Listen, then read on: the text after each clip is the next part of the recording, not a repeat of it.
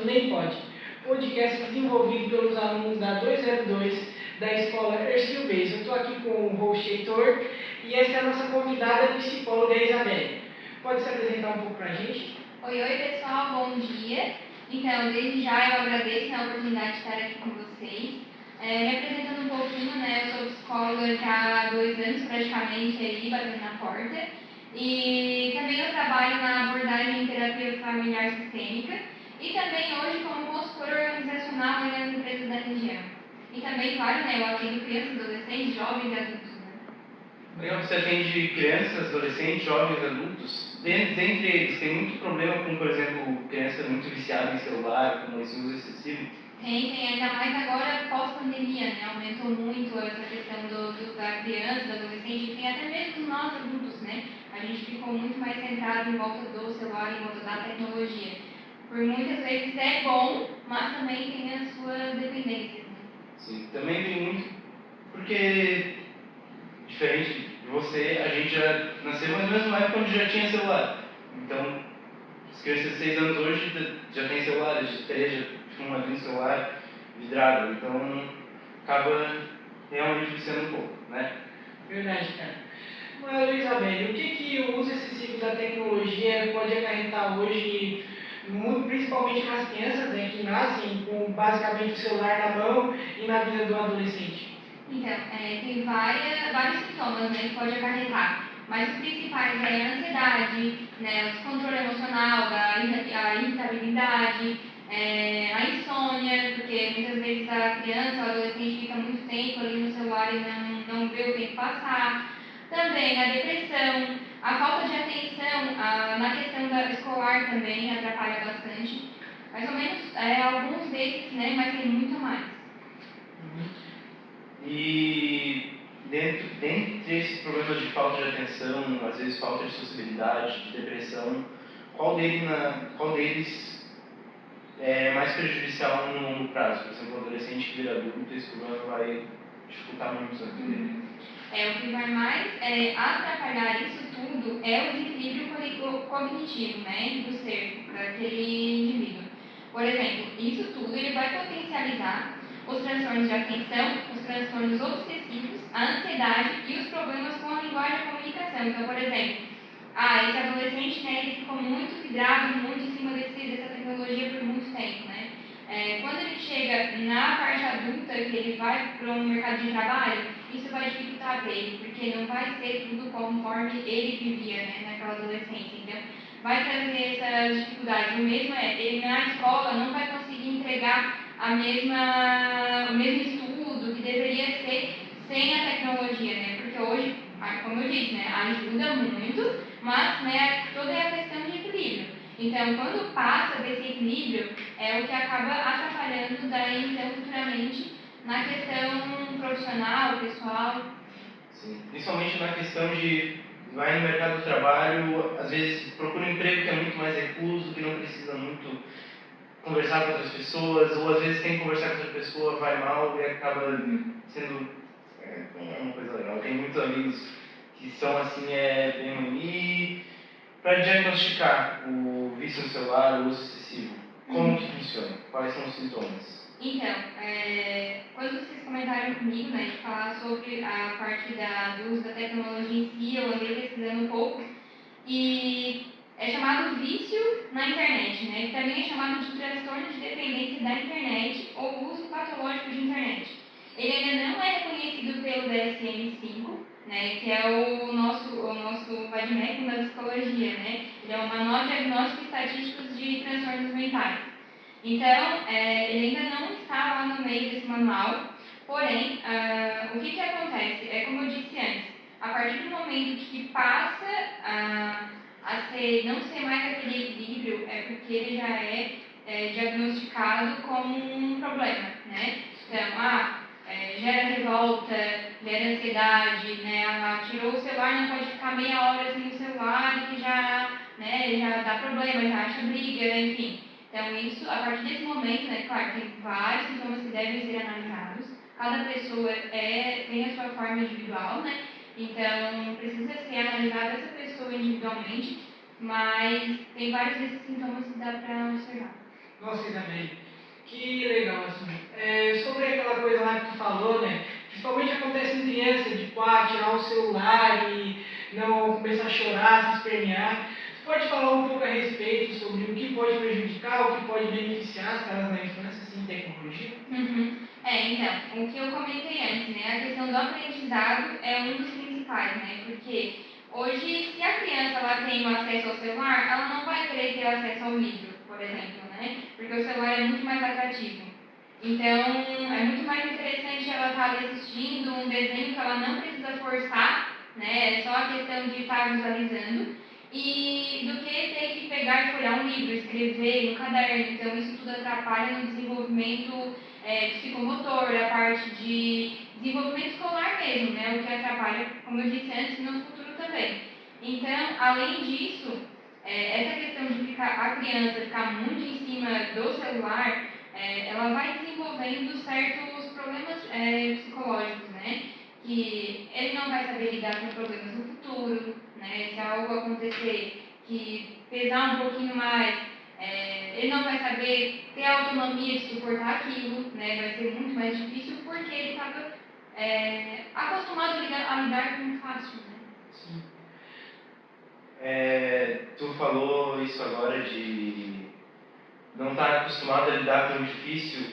Isso tem amigos que já cuidam de primos, enfim, eles falam exatamente isso. Que, acontece uma coisa, a criança já fica em birra, já entra em histeria, já começa a chorar, daí a gente fica, que isso? E agora, voltando um pouco para os adolescentes, muitos deles têm a autoestima baseada no uso do celular. Sim. Consegue explicar um pouco para a gente do que se isso é bom ou ruim? Uhum.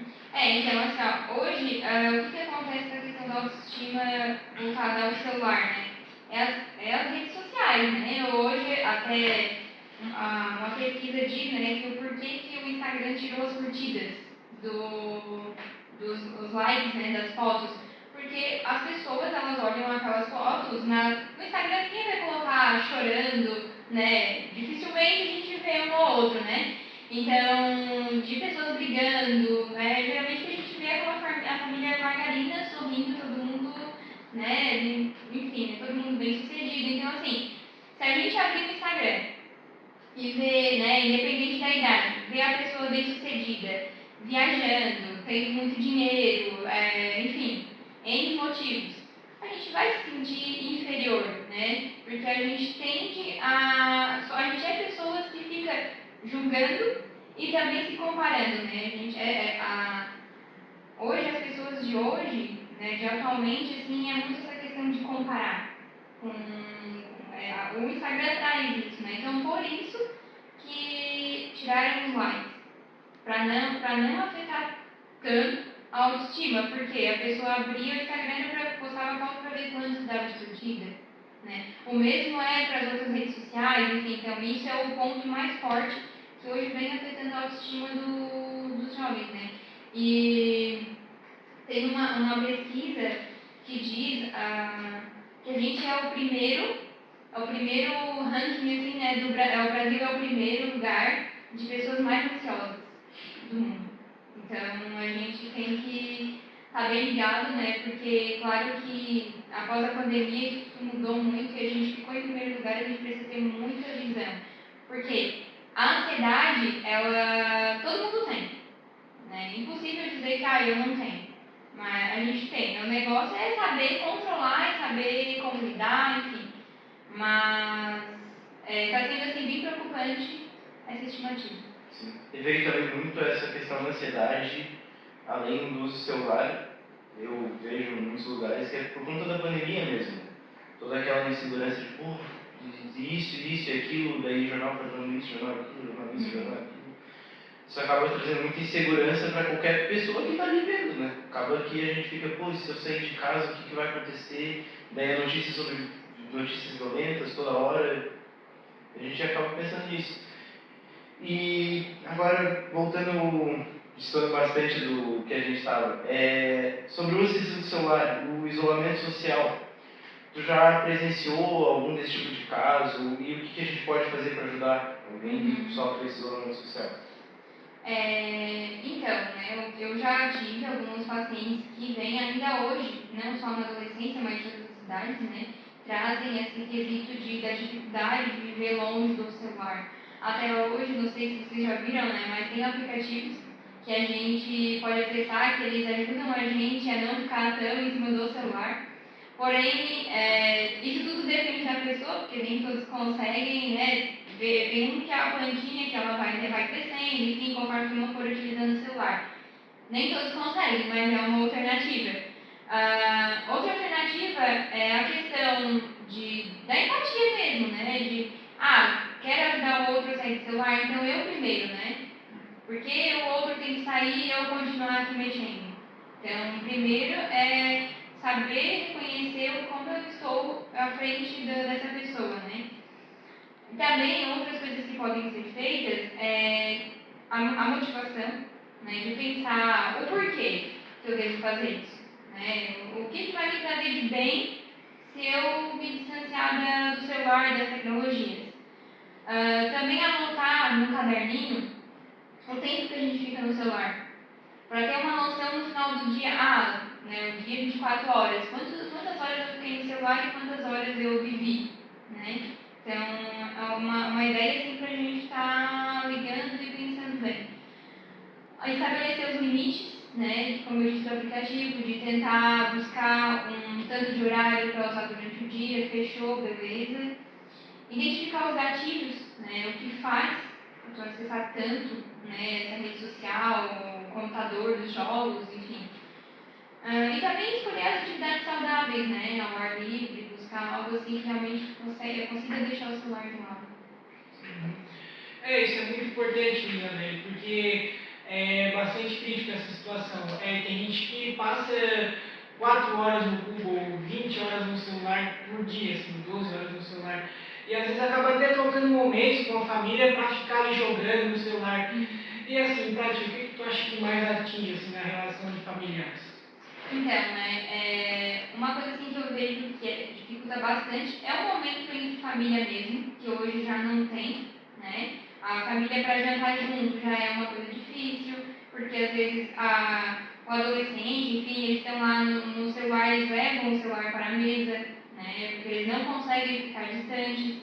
A questão de, vamos se reunir em família, vamos sair para fazer um passeio, também não consegue. Às vezes, por mais que o adolescente, o local dele, que ele se sente acolhido, é ali na frente do computador, é ali na frente do celular. Então, muitas vezes, quando eu converso com pais que têm um filho que fica muito em frente ao computador, celular, eu digo, né, cria um espaço de acolhida, né, para esse adolescente. Porque na frente do computador é onde ele está se sentindo acolhido, é onde ele está se sentindo bem. Então, o que está acontecendo fora que está faltando?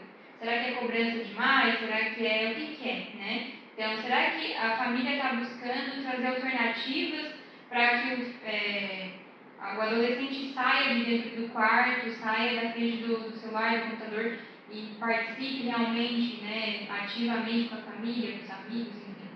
Então, é uma questão de empatia, de ver o lado do outro, entender o que está acontecendo. E se, uma situação hipotética, se por acaso a família não tenta não cobrar muito isso, deixa acontecer naturalmente, deixa o adolescente no canto dele, tudo bem, eu não quero fazer tal coisa, outro dia a gente convida. O que poderia ser feito tanto pelo adolescente ou pela família para mudar a situação? Por exemplo, às vezes a gente faz isso sem perceber, né? Às vezes a gente, tô tão cansado, quero ficar um pouco aqui, daí a gente vai perdendo momentos legais. E queria que trouxesse alguma dica pra gente de como realmente sair disso, tanto desse vício em casa, quanto na escola, quanto no trabalho, quanto em qualquer ambiente. Então, né, como eu te falei, uma coisa que a gente tem que buscar de nós mesmos, primeiramente, é a questão do limite, né? Outra questão é anotar, né, o tempo que a gente fica pra gente. Porque por mais que, o que acontece? Às vezes a gente senta, vou dar uma olhadinha no Instagram, né? A gente fica rolando, quando vê, já passou meia hora e não viu o tempo passar, já está atrasado, já tem que sair correndo. Então, assim, realmente a parte de estabelecer limite, né? A questão de, às vezes, por mais que o outro não chame atenção, né, mas como eu comentei antes, né, de ver o que me beneficia, né, eu estar aqui no celular no momento ou não estar, né, questão de botar na balança, né, necessariamente eu preciso estar nesse momento aqui, né, ou tem algo a mais. Então, é questão de cada pessoa olhar para si mesmo, né, e entender o que é o positivo. Como tu fala assim, é bastante adolescente, na escola, não só aqui, né, mas eu acredito que um geral, assim, global, um grande problema é o uso do celular, o uso da tecnologia. O que tu pode dar assim, de dica para a gente conscientizar os alunos, para fazer eles prestarem mais atenção nas aulas e deixar o celular de lado? Uhum. Então, assim, atualmente, né, algo que eu vejo que pode funcionar, né, não é cada escola tem o seu jeito de trabalhar, mas algo que eu acredito que já deva funcionar, né, é a questão da rede de apoio, né, entre pais, professores, os alunos, enfim, os responsáveis, para que eles se unam forças, né, para buscar entender o porquê, né, desse uso contínuo do celular, buscar atividades, palestras, enfim, porque proibir não vai adiantar, né, a questão da proibição, porque mesmo que seja proibido, o aluno vai tirar o celular e vai olhar. Então, de realmente buscar conscientizar esses alunos do porquê não usar, né? Não simplesmente, não pode. Trazer pessoas, convidados, trabalhar de uma forma mais lúdica, né? Através de atividades lúdicas, por exemplo, com dinâmicas, enfim, mas que realmente mostre a realidade para esses alunos de quais os problemas podem acarretar se eles continuarem nesse uso excessivo da tecnologia. Então, essa é a psicóloga Isabelle. Foi um prazer ter você aqui com a gente hoje. Pode deixar as considerações finais sobre o projeto? Então, eu agradeço, né, pelo convite. Fico muito feliz, muito lisonjeada. Também, né, dar um parabéns para vocês, né, pela iniciativa de trabalhar esse assunto tão importante, principalmente nas escolas e também para as famílias. E, né, me coloco à disposição para